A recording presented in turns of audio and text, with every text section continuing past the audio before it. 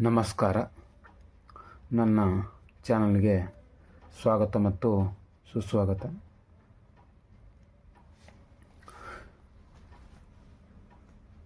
ಇಂದು ಕಾಲಭೈರವ ಜಯಂತಿಯ ಶುಭಾಶಯಗಳು. ಶಿವನ ಉಗ್ರವಾದ ರೂಪವೇ ಕಾಲಭೈರವ ದೇವರು.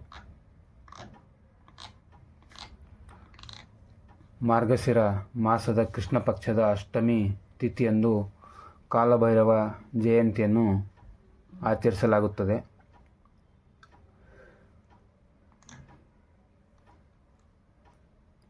ಕಾಲಭೈರವನ ಜನ್ಮ ವಾರ್ಷಿಕೋತ್ಸವ ನೆನಪಿಗಾಗಿ ಈ ದಿನವನ್ನು ಆಚರಿಸಲಾಗುತ್ತದೆ.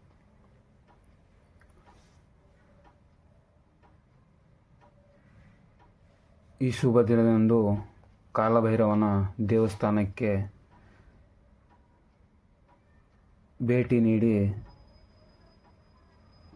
ಪೂಜಿಸುತ್ತಾರೆ.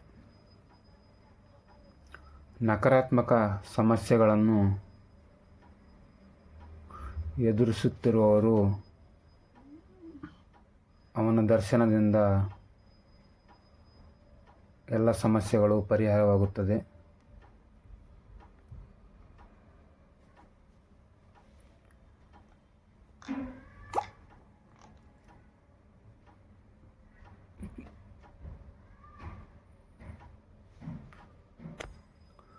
ಒಮ್ಮೆ ಬ್ರಹ್ಮ ಮತ್ತು ವಿಷ್ಣು ನಮ್ಮಿಬ್ಬರಲ್ಲಿ ಯಾರು ಶ್ರೇಷ್ಠ ಮತ್ತು ಯಾರು ಶಕ್ತಿಶಾಲಿ ಎಂದು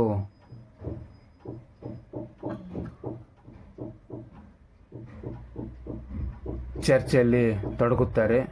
ಆ ಸಮಯದಲ್ಲಿ ಶಿವನು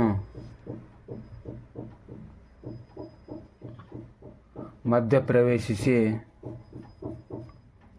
ಬ್ರಹ್ಮನ ಒಂದು ತಲೆಯನ್ನು ತೆಗೆಯುತ್ತಾನೆ. ಆಗ ಬ್ರಹ್ಮನು ತನ್ನ ತಪ್ಪಿನ ಅರಿವಾಗಿ ಕ್ಷಮೆಯನ್ನು ಬೇಡುತ್ತಾನೆ. ಆ ತಲೆಯನ್ನು ಹಿಡಿದುಕೊಂಡು ಶಿವನು ಕಾಶಿ ನಗರಕ್ಕೆ ಬಂದು ಅಲ್ಲಿ ನೆಲೆಸುತ್ತಾನೆ. ಈ ವಿಡಿಯೋವನ್ನು ನೋಡಿದ್ದಕ್ಕಾಗಿ ಧನ್ಯವಾದಗಳು. ಶೇರ್ ಮಾಡಿ, ಲೈಕ್